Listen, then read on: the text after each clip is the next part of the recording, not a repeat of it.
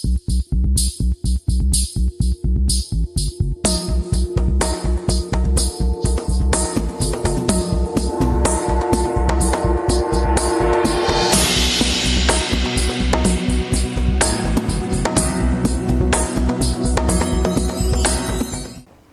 आप देख रहे हैं हमारा खास कार्यक्रम शक्ति की आराधना और मैं हूं आपके साथ भूमिका।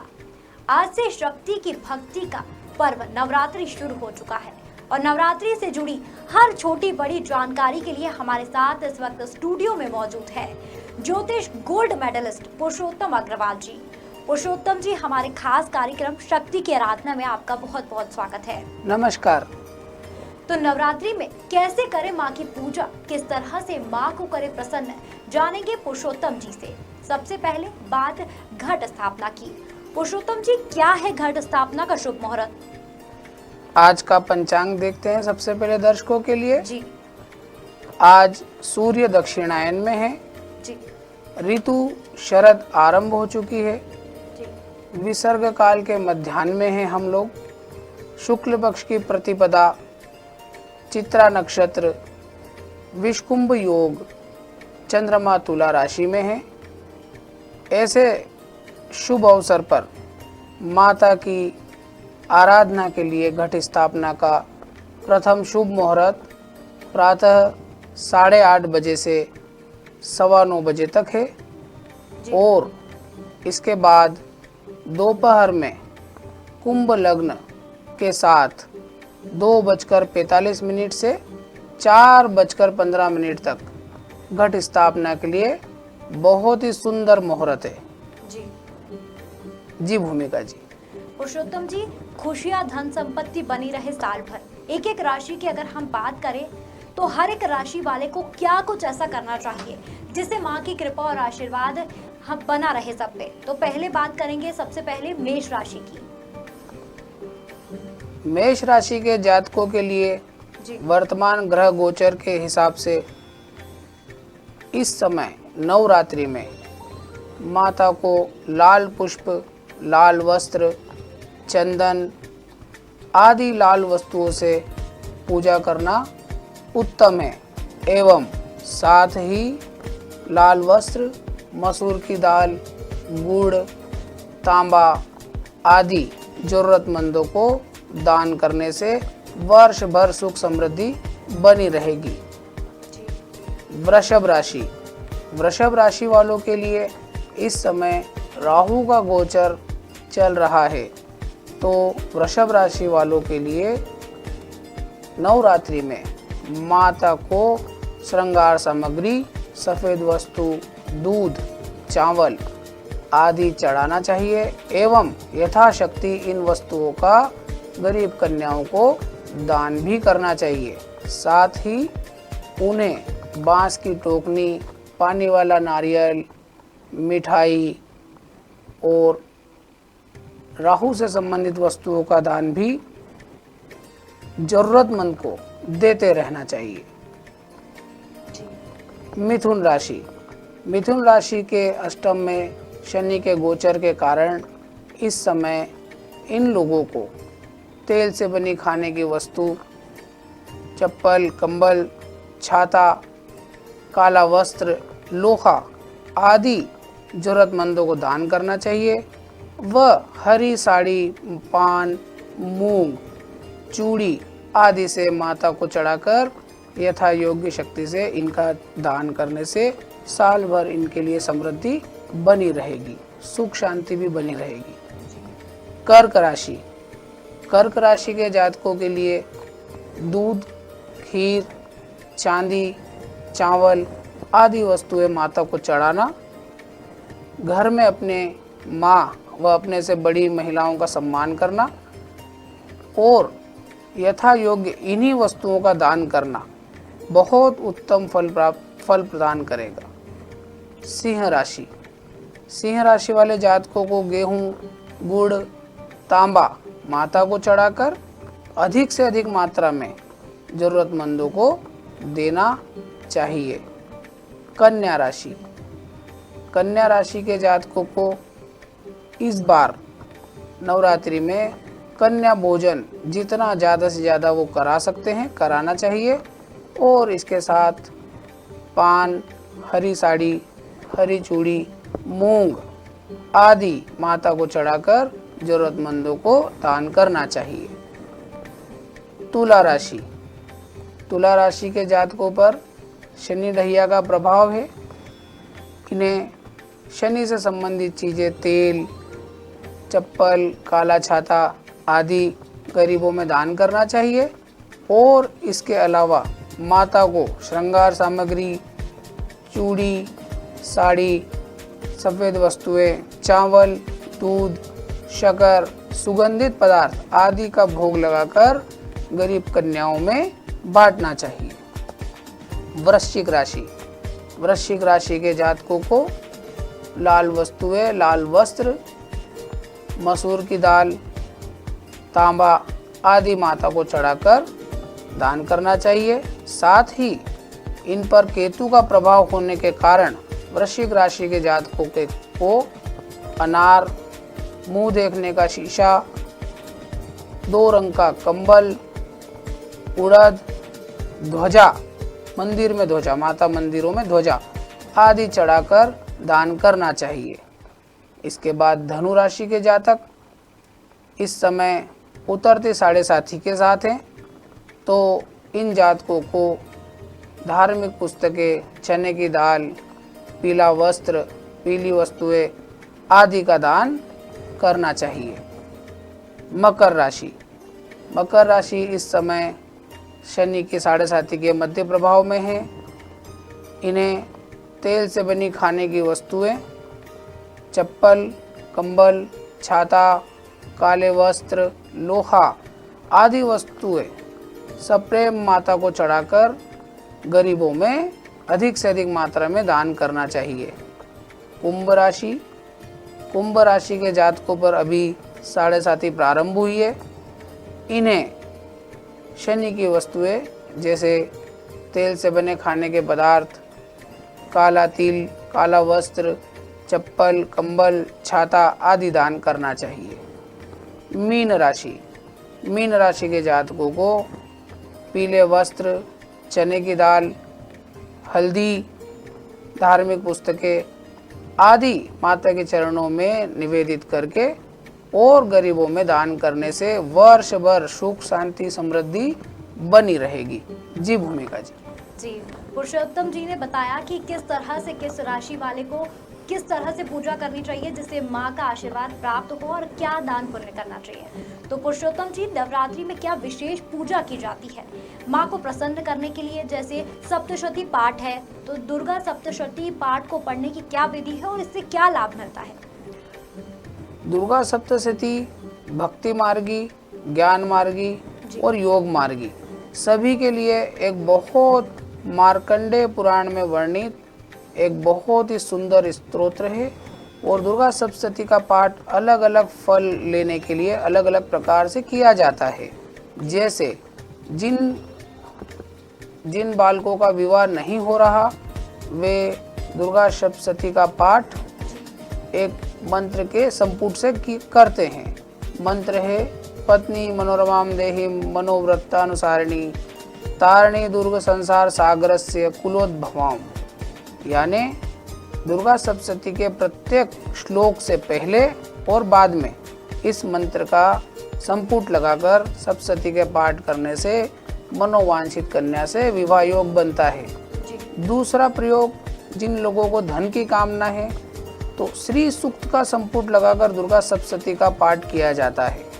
यह भी बहुत अमोघ बताया गया है, बहुत अमोघ बताया गया है। शत्रु शमन, सरकारी बाधा से मुक्ति, अनेक अनेक फल प्राप्तियों के लिए अलग अलग संपुट दिए गए हैं। उनको लगाकर दुर्गा सप्तशती का पाठ करने से मनोवांछित फल की प्राप्ति होती है। जी भूमिका जी। पुरुषोत्तम जी, अगर संपूर्ण सामग्री के साथ और पूरे विधि विधान के साथ यदि कोई पूजा नहीं कर पाए तो क्या कोई ऐसा तरीका है कि माँ को प्रसन्न करे और मनोकामनाएं भी पूर्ण करे?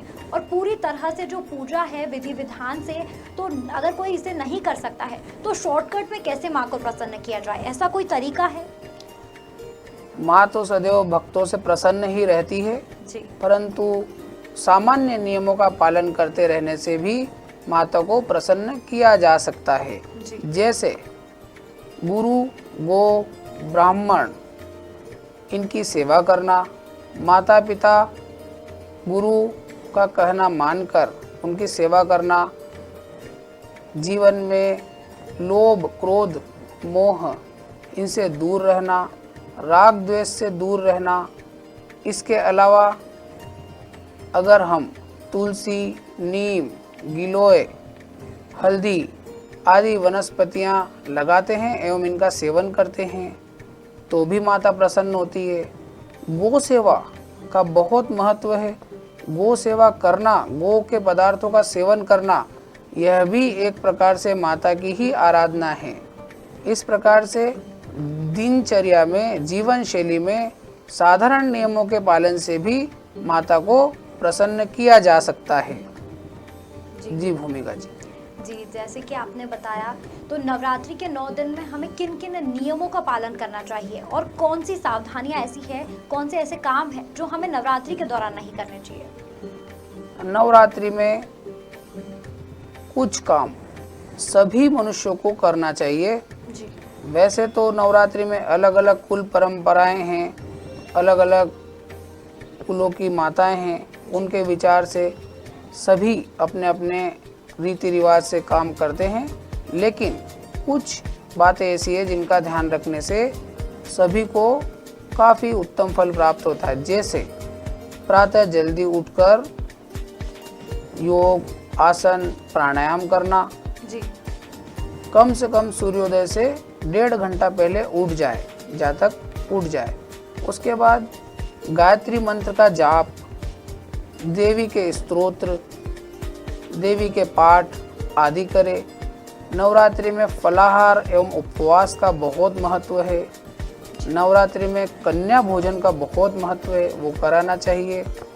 काल रात्रि, सप्तमी की रात्रि में जागरण का बहुत विशेष महत्व माना गया है।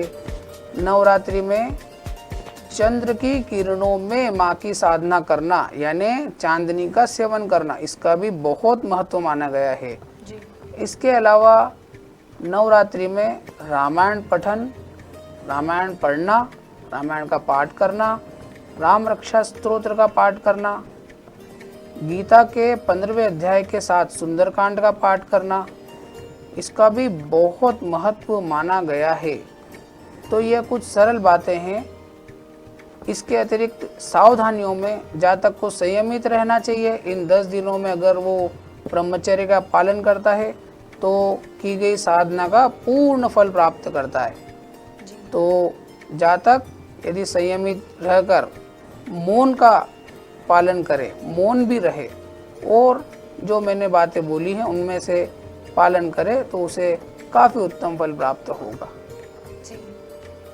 जी भूमिका जी। जी पुरुषोत्तम जी, इस समय पूरे देश में विश्वव्यापी कोरोना महामारी, पूरा देश कोरोना महामारी से जूझ रहा है और नवरात्रि में माता के भक्त पूरे 9 दिन उपासना करते हैं।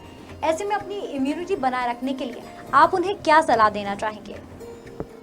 यदि यौगिक जीवन शैली का पालन कोई भी मनुष्य करता है, जी सुबह जल्दी उठना, योग साधना, प्राणायाम आदि करना, संयमित जीवन जीना, फलाहार और संयमित भोजन करना, तो ये सब बातें इम्यूनिटी को बढ़ाने वाली ही है।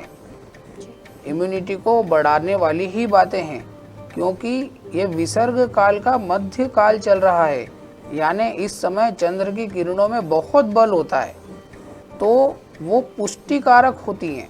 तो यदि कोई मनुष्य यौगिक जीवन शैली का पालन करता है तो वो उसे कोरोना से डरने की आवश्यकता नहीं होती।